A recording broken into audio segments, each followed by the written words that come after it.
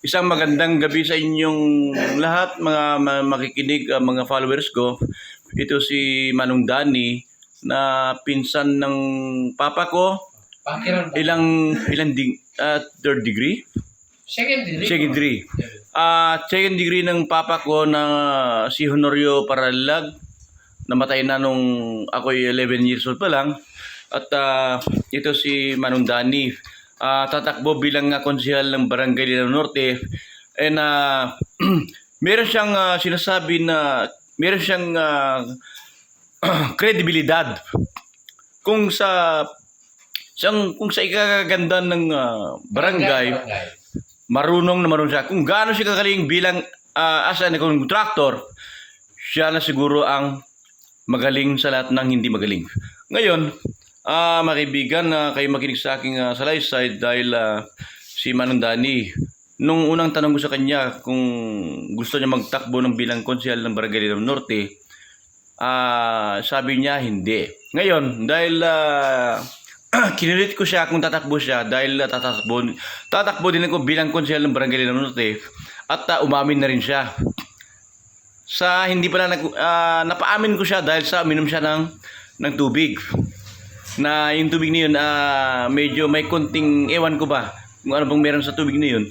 At medyo umamin na tatakbo bilang konsehal ng Barangay Linaw Norte. So darating na eleksyon, Oktubre, hindi ko na alam kung anong petsa, sa tatakbo bilang konsehal ng Barangay Linaw Norte. Huwag natin kalimutan, Danny Bakiran. Yung middle initial. Robles Bakiran. Danny Robles Bakiran ang isusulat. Ano bang pwedeng isulat sa pangalan sa baluta? Dan. Danny. Dan or Dan? Dan na lang. Dan. So, Dan talaga. Dan. Mga kaibigan, ang isusulat niya sa balota, Dan. Capital D-A-N. Capital D-A-N, Dan. Dan. Isulat niya ng Dan or encircle, Dan. Yan po mga kapatid. At ito yung tauhan niya, si Jonel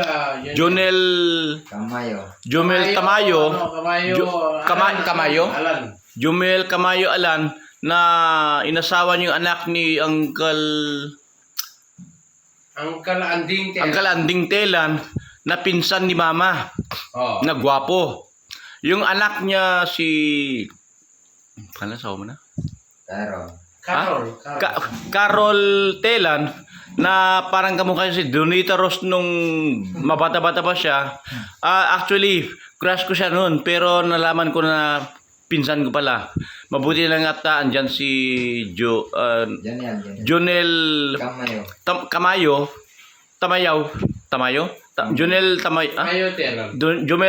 Jonel Tamayo at ganun, inasawa niya. Mabuti lang at mabait to. Ito na ang pinamabait sa lahat ng manugang siguro. Pero lahat naman yata ng manugang ng uncle ko mabait. Ayan si Marlon Nivera na natitira, nag-isa lang natira. Nag-isa lang natira sa bahay. Hindi pa siya na-evict dahil siya pogi. Hindi pa siya na-evict. Dahil matibay siya. Kumbaga, survival of the fittest. Ayan si Manong Danny. Yan si Manong Danny. Guwapo. Mabait to. Super bait. Siya ang pinamabait sa lahat ng tarantado. At ako bilang siya ang pinamabait sa lahat ng tarantado. Na tumitira siya sa mga mahirap. Si Manong Danny, nagpagupit siya. Nagbayad siya ng 360 pesos, gubit lang at wala pang kunting masahe. Lalo na kung minasahe ko na siya, magbibigay siya ng naman of 500 pesos dahil alam niya naghihirap ang buhay ko. Naputulan ng kuryente, and so on, etc. Tumutulong siya sa mahirap. Siya yung sinugo ng Diyos para ayusin yung mga magusot o kung ano man na medyo hindi pa naayos sa barangay. Pero anyway, yung barangay chairman namin, matalino. guwapo, at pinakapatalino sa lahat. Dahil lahat ng project niya natupad sa almost, how many years na? 6 years. Almost 6 years, marami na siya nagawa. Nagpagawa siya ng drainage. At yung maintenance ng street light, maayos. At ano pa? Ano pong nagawa ni Kapitan? Maganda ang pamalakad sa barangay. Maganda ang pamalakat sa Barangay Los. Barangay Sa Norte. Barangay Lina Norte. Ito si Danny Bakiran, tatakbo bilang konsihal ng Linao Norte, Tuguegarao City. Kayo makinig sa akin. Proven and tested na si Manong Danny. Siya yung pinamabait. Ang asawa niya nagserbisyo sa barangay ng tapat. Mabait yung asawa nito. The first time ko nakilala si asawa ni Manong Danny, pumunta din sa barbershop ko at nag-initiate na tatanungin kung meron akong personal identification. At sinabi ko naman, ma'am, wala pa akong personal identification. Siya nag-usa, anak ko, pirman mo to nang sa ganun meron kong personal identification. Ganun kabait at kasipag si Madam Beth Bakiran. Sa ngayon ay Under comatose. nakumatos. Gumastos si Manong Danny ng around 1 million more than? More than 1 million. And dahil sa mabait ang Diyos, binigyan pa rin siya ng Buhay na walang buhay. Binigyan pa rin siya ng buhay, dinutukan ng buhay niya kasi mabait si Manong Danny. At alam ko, si Manong Danny mabait siya, tinisting siya ng Panginoon, tinisting siya kung gaano siya katatag o kung may tiwala siya sa God. Tinisting niya si Manong Danny. At si Manong Danny, naniniwala maka-Diyos siya, makatao, at kung ano pa.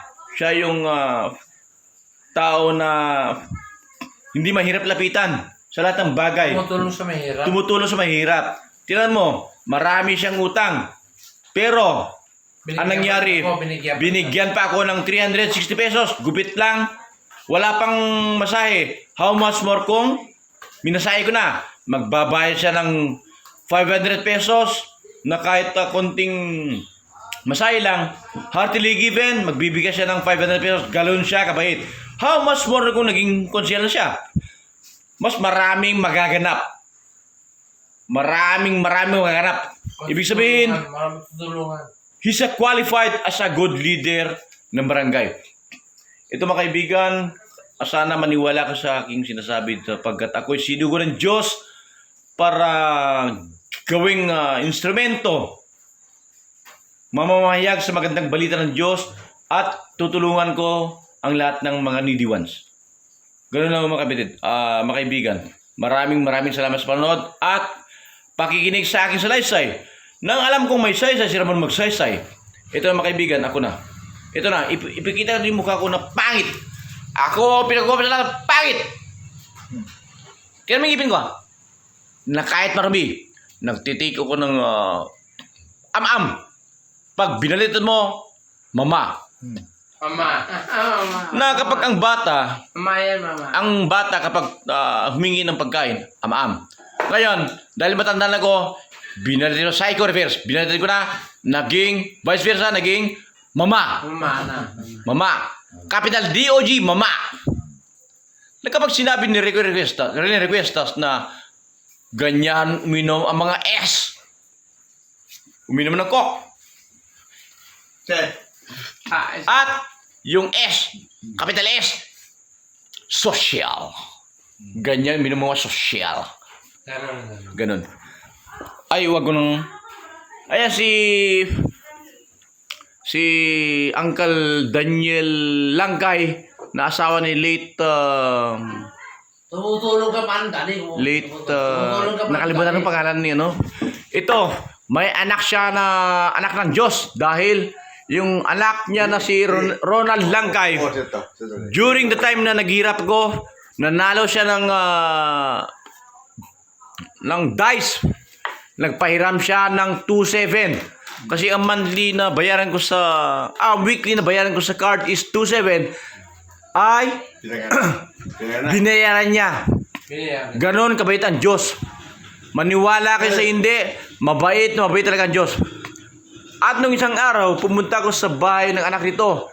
Lumuwi galing abroad. Tumawag ko. Ito, dinala ko sa hospital. Dinala sa hospital to. At wala kaming budget. Ang amount ng pera ko is 200. Ilan kami magpansin? Supposed to be 4 kami. Ang budget ng 4 is 400.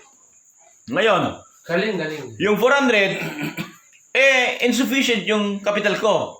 200 ang pera ko. Ngayon, tinawagan ko si kapatid na Ronald Langkay, na anak ni Uncle Daniel, na kahit ilan ito, mabait ang anak ito.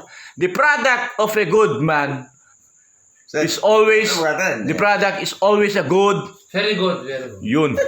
Kung ano yung puno, siya rin ang bunga. Bunga. Mabait to. Kahit ilaway to, mabait to. Na kahit ang sabi niya, mag-run ako, parang makuha ko yung simpatya ng mga kapatid niya. tama. Isang malaking tama. Masimpatya ng mga kapatid niya. Oh, yun. Ito si Manong Danny. Bakiran Robles, ang middle initial niya. Oh. Tatakbo bilang konsehal. Kapatid, medyo mahaba na natin yung vlog ko. Baka hindi na kasya sa cellphone nyo. Tira mo pa rin. Tira mo. 11 minutes na. Okay. Mahaba na to. No problem. God bless everyone sa pakikinig. Okay, God bless. Maraming salamat sa inyo mga kapatid sa pakikinig at panonood. Tira mo pa rin yung TikTok mo. TikTok. Wala akong TikTok. Makasweldo ka naman sa kanila. Anyway, God bless everyone. Maraming salamat sa pakikinig. Okay.